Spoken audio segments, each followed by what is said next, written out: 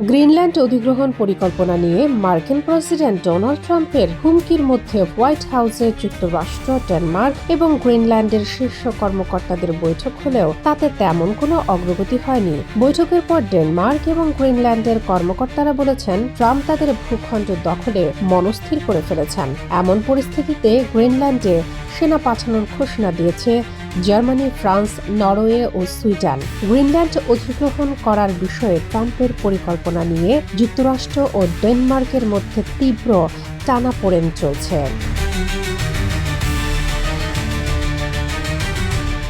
এমন পরিস্থিতিতে বৃহস্পতিবার হোয়াইট হাউসে মার্কিন ভাইস প্রেসিডেন্ট এবং পররাষ্ট্রমন্ত্রীর সঙ্গে রুদ্ধদ্বার বৈঠক করেন ডেনমার্ক ও গ্রিনল্যান্ডের পররাষ্ট্রমন্ত্রীরা। দীর্ঘ আলোচনার পর ডেনমার্কের পররাষ্ট্রমন্ত্রী জানান, আলোচনা গঠনমূলক হলেও গ্রিনল্যান্ডের মালিকানা নিয়ে দুই পক্ষের দূরত্ব কমেনি।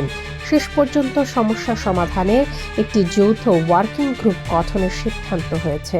রাশিয়া ও চীন ইস্যু টেনে ট্রাম্পের দাবি করা নিরাপত্তা ঝুঁকিকে উড়িয়ে দেন ডেনমার্কের পররাষ্ট্রমন্ত্রী।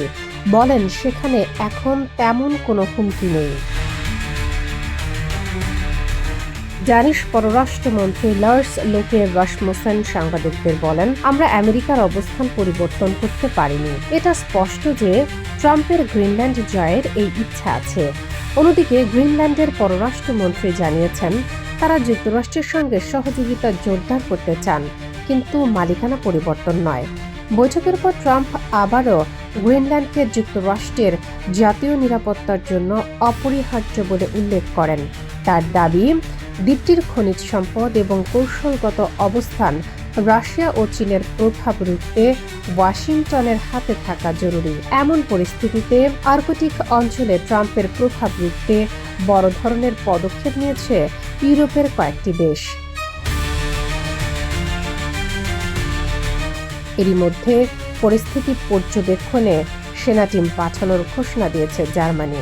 নরওয়ে ও সুইডেন ও ডেনমার্কের অনুরোধে তাদের সামরিক কর্মকর্তাদের গ্রিনল্যান্ডে মোতায়েন করছে। গ্রিনল্যান্ডের নতুন কনসুলেট খোলার ঘোষণা দিয়েছে ফ্রান্স।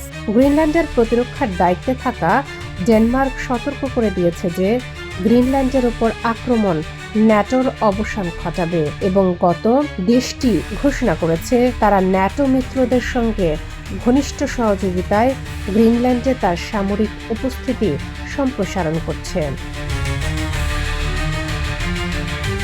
শামীমা আক্তার, বাংলাবাজার পত্রিকা, ডিজিটাল।